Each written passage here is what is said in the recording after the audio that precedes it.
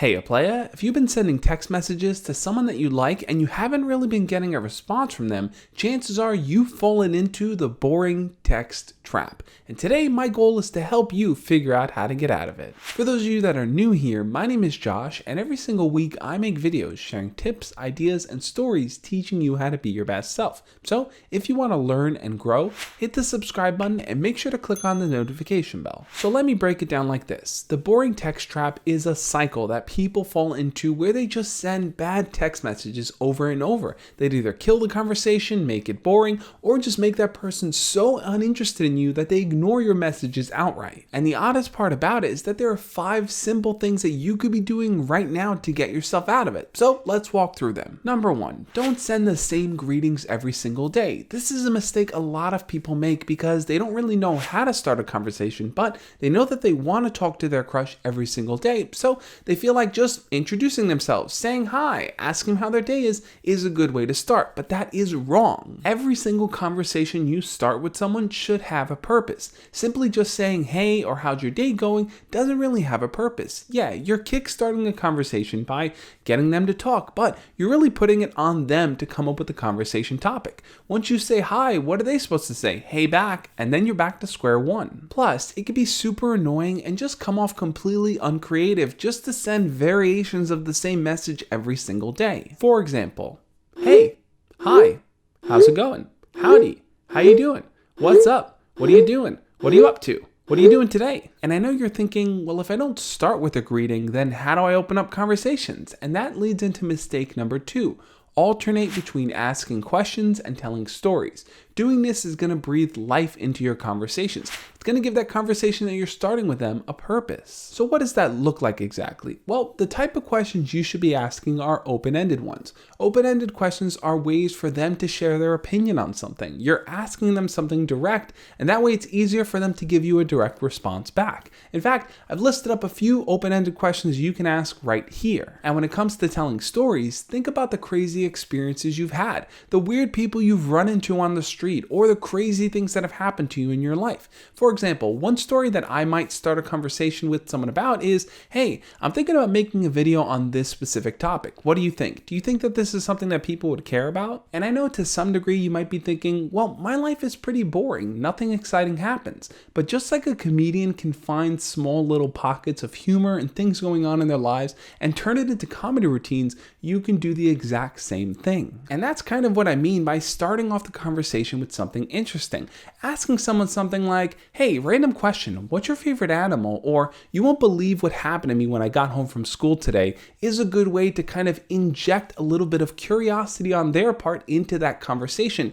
And it totally beats out the boring and simple, hey, how you doing today? The third way to avoid that boring text trap is something that you personally may not be too skilled in, but it's important for you to try to do anyway, and that's to tease them and to flirt with them. Let me break that down a little bit. When I say to tease someone, I mean to find something that the two of you both understand about each other and they're okay with you making fun of. For example, going back to the favorite animal question I mentioned before, let's say that they love kangaroos. They're just obsessed with kangaroos. You might want to call them Kangaroo Girl as an inside joke, something that they can understand you're teasing them for that they're not going to actually get super offended by. Now, one thing you want to make sure of is that that teasing doesn't eventually lead into bullying. If you see them getting upset or annoyed by you doing it, I would say stop it outright. But if they end up coming up with a nickname for you, or they end up laughing it off or rolling their eyes at it, then I think you've created something. You've added a little thing to include in your text messages to spice them up, to make them a little bit more fun to have. And when I talk about flirting, basically any kind of appreciation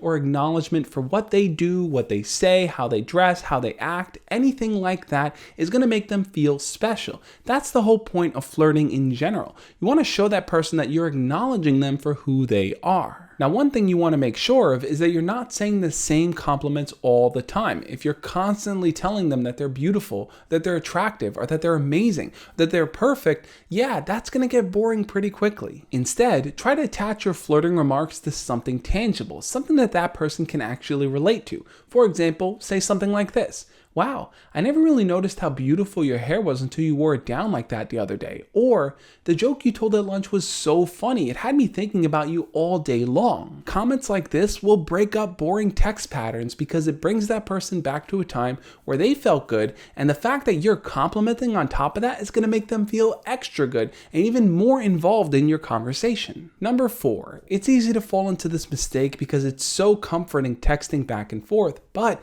you definitely want to make sure that the two of you don't text forever. You want to start shifting eventually into making plans to hang out one-on-one. Now, texting is always going to be a part of how the two of you talk to each other, but if it's the only way that you communicate with them, eventually it's going to get boring. You can only do so much and say so much over text. You need to start transitioning to in-person interactions. Think about it like this. This chart explains how the texting cycle works. People get super excited when they reach the pinnacle of texting, where the two of you are going back and forth, responding as soon as possible to each other's messages, but if it doesn't transition into hanging out, then it's going to start to pitfall. You're going to start to see they respond less and less, or the messages they give you back are just boring, uninterested ones, and that's the last thing you want to receive. So how long is too long? Well, let's say, for example, you've been texting this person here and there, maybe a few times a day or a few times a week for the last few months or even a year. When should you ask them out? Well, I think you have to ask yourself this.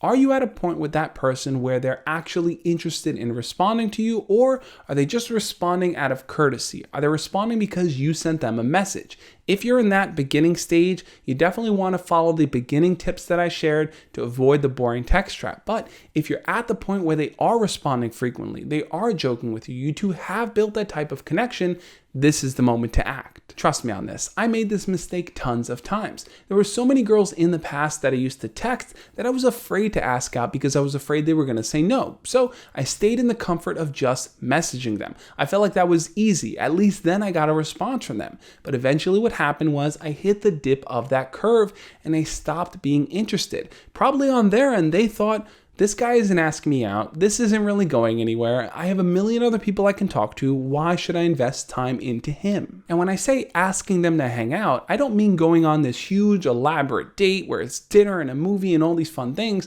I mean something simple like, hey, let's get together around lunchtime, or let's get together after school one day and just go get something to eat. Something small, something simple, something where you can take time to get to know them in person. And the 5th way to avoid that boring text trap is to make sure you don't breathe down their neck.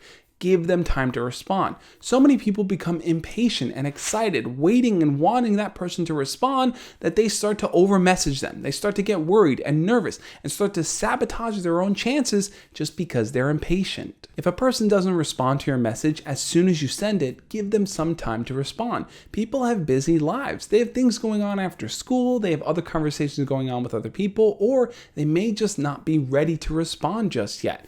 Be patient, be understanding, and don't worry about it. And look, there are some people that just suck at responding to text messages. Sometimes they'll respond immediately, sometimes they'll respond days later.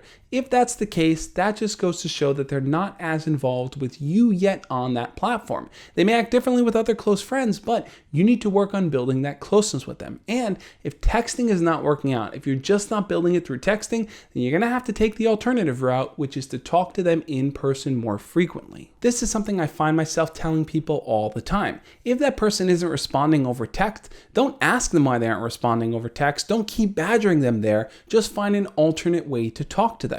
Maybe they're with a group of friends and you want to approach the friends and talk to the whole collective. Or maybe you see them in school and you want to strike up a conversation with them. Don't ever put pressure on people and ask them why they're not responding to you, because they're going to come up with some made up reason why, oh, they were busy or this or that happened.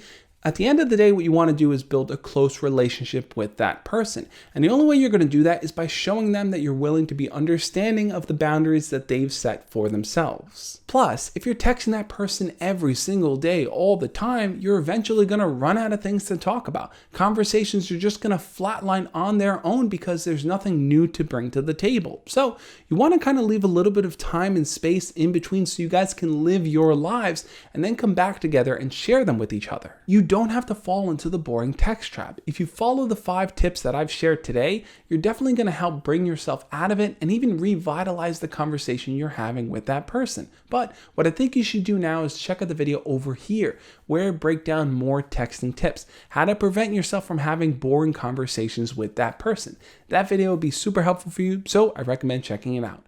On that note, guys, I'll catch you next time. As always, love and peace.